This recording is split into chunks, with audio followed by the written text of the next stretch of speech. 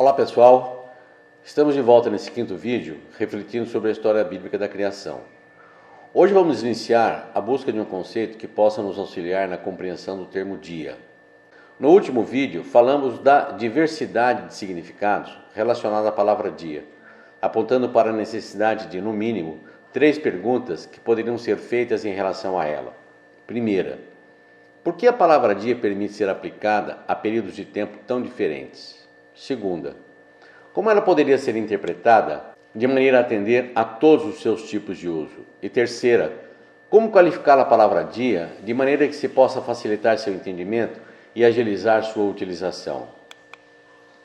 Já falamos também no segundo vídeo sobre algumas opções de interpretação.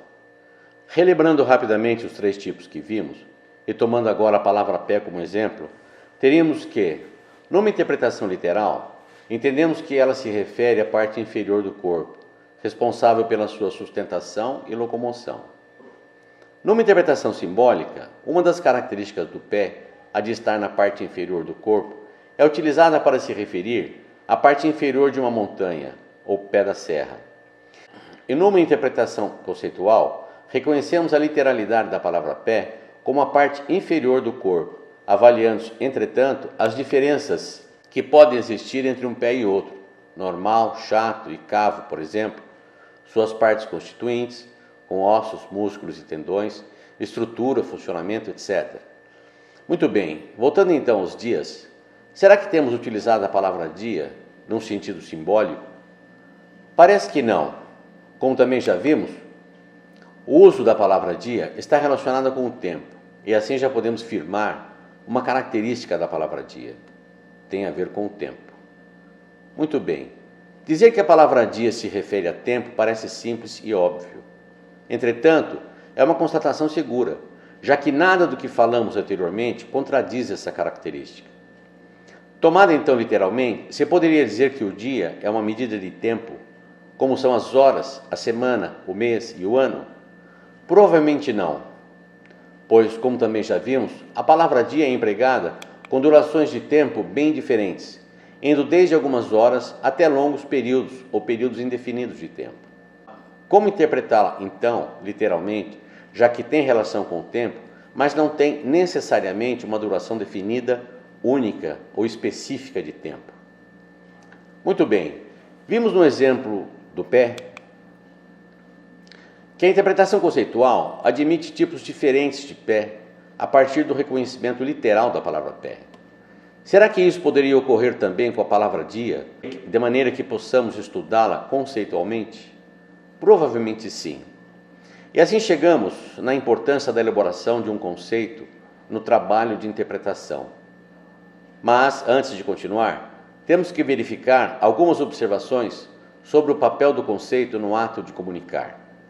O que é um conceito? O conceito é uma palavra que expressa uma abstração formada pela generalização a partir de específicos. Os conceitos são construções lógicas estabelecidas de acordo com um quadro de referências. Adquirem seu significado dentro do esquema de pensamento do qual são colocados. No processo de comunicação, a função dos termos ou palavras é de tornar manifestos os conceitos, e a função dos conceitos é a de representar a realidade ou aspectos da realidade. A comunicação se faz através dos conceitos, mas sempre entramos em contato primeiro com o termo e não com o conceito. Ok, como isso pode ser aplicado no entendimento da palavra dia? Ou como fazer uma abstração e generalização a partir de seus vários tipos de uso? Vamos falar primeiro do aspecto duração com um outro exemplo. Quando queremos nos referir a um animal como esse, dizemos que se trata de um cão. Sabemos que é um cão, mas talvez não saibamos exprimir exatamente o que seja um cão. Todavia, temos em mente o conceito do que seja um cão, e através desse conceito, sabemos que não se trata de um leão, cavalo ou girafa. E o dicionário nem sempre nos ajuda, se não vejamos. O dicionário diz que cão é um substantivo masculino, estudado pela biologia, é um mamífero carnívoro da família dos canídeos, provavelmente originado a partir de populações selvagens do lobo eurasiático, encontrado no mundo todo como animal doméstico, cachorro, perro, como metáfora ou no uso simbólico, quer dizer uma pessoa muito má, vil. Muito bem, nessa definição de cão, não encontramos que o tamanho seja uma característica determinante, necessária ou significativa para a conceituação do animal cão, de maneira que podemos encontrar um cão pequeno ou um cão grande. Provavelmente essa desimportância do item tamanho ou comprimento ocorra também com a palavra dia, conforme veremos adiante. Já que a palavra dia está relacionada com o tempo, mas não está relacionada com uma duração exclusiva de tempo, como poderíamos encontrar então um significado para a palavra dia que a conceitue mais adequadamente? O prefixo grego dia, utilizado em palavras como diagrama, diafragma, diálogo e diagnóstico, parece atender bem a essa necessidade. E a semelhança fonética desse prefixo grego com a palavra portuguesa dia pode não ser mais do que uma feliz coincidência. Mas o que significa o prefixo grego dia? Significa através de, ao longo de, como diz o dicionário, mas também separação, paridade, correspondência, oposição, etc. E a ampulheta, instrumento utilizado para marcar tempo, surge como uma boa representação gráfica desse significado. Composta de duas metades ou dois segmentos opostos que se continuam e se comunicam através de um istmo, permite que, ao longo dela, o conteúdo da metade superior escoe para a metade inferior, de maneira que, com o passar do tempo, se determina a existência de dois estados distintos, opostos e simétricos, ou seja, um antes e um depois. Assim, não é o tamanho da ampulheta que determina sua função, seja ela grande, demarcando um tempo maior, ou pequena, demarcando um tempo menor, será sempre uma ampulheta.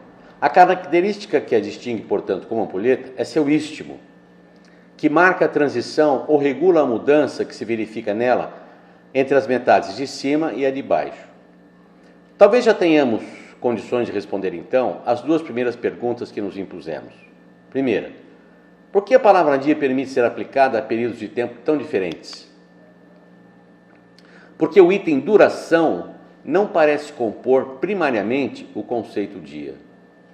E segunda, como a palavra dia poderia ser interpretada de maneira que possa atender a todos os seus tipos de uso?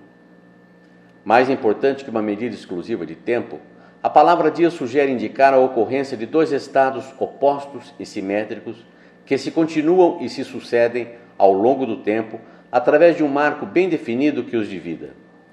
Assim, podemos partir para a terceira pergunta. Como qualificar a palavra dia de maneira que se possa facilitar seu entendimento e agilizar sua utilização? Bem, sobre isso vamos falar no próximo vídeo, ao tratarmos também do dia que se refere apenas à claridade.